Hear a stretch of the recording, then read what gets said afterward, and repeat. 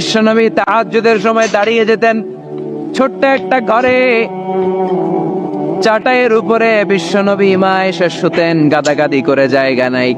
মাঝরাতে বিশ্বনবী তাহাজ্জুদের জন্য দাঁড়াতেন, আল্লাহু আকবার বলে দাঁড়িয়ে যেতেন, নামাজ শুরু করে দিতেন।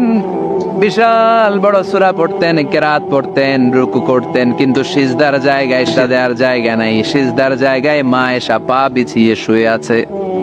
বুখারীর বর্ণনা, বিশ্বনবী সিজদায় যে হাত দিয়ে মা এসার পায়ের মধ্যে চিমটি কাটতেন, মা এসা বুঝতে পারতেন বিশ্বনবী এখন সিজদায় যাবে। সুবহানাল্লাহ পড়েন। মা এসা বুঝতে পেরে পা দুইটা সরিয়ে নিতেন, বিশ্বনবী সিজদা দিতেন। সিজদা দিয়ে বিশ্বনবী যখন আবার দাঁড়িয়ে যেতেন, মা এসা পা বিছিয়ে আবার শুয়ে পড়তেন।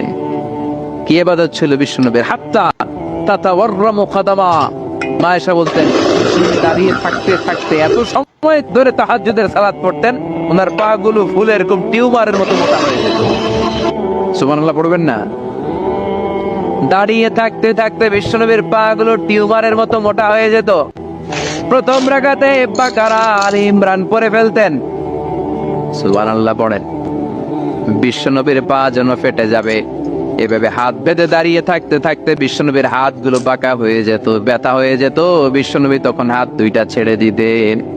আবার যখন এনার্জি ফিরে পেতেন, যখন বিশ্বনবীর ভালো লাগতো, আবার হাত বাঁধতেন। পড়েন সুবহানাল্লাহ। তার মানে হাত ছেড়ে দিও নামাজ পড়া যায়, হাত ছেড়ে দিও।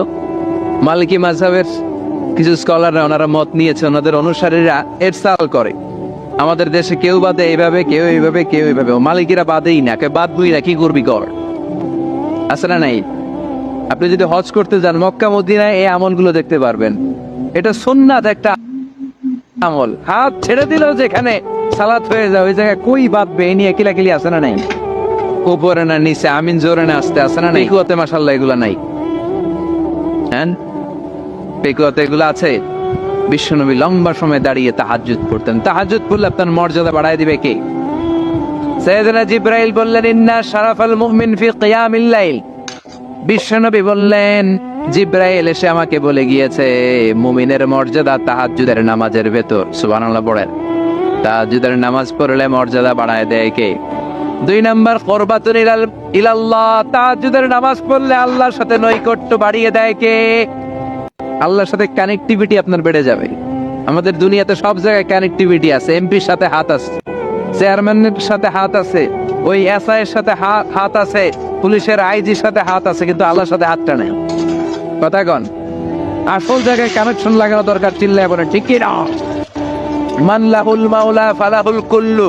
যে ব্যক্তি আল্লাহর হয়ে যায়, গোটা বিশ্ব তার হয়ে যায়। যে সব জায়গায় যে ধর্ণা দেয়, আল্লাহর কাছে ধর্ণা দেয় না, তার কোনো মর্যাদা নাই।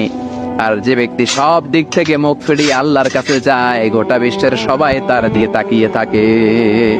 এজন্য সম্পর্কটা লাগাইতে হবে কোন জায়গায়? তার মানে তাহাজ্জুদ পড়লে মর্যাদা বেড়ে যায়, আল্লাহর সাথে সম্পর্ক বেড়ে যায়।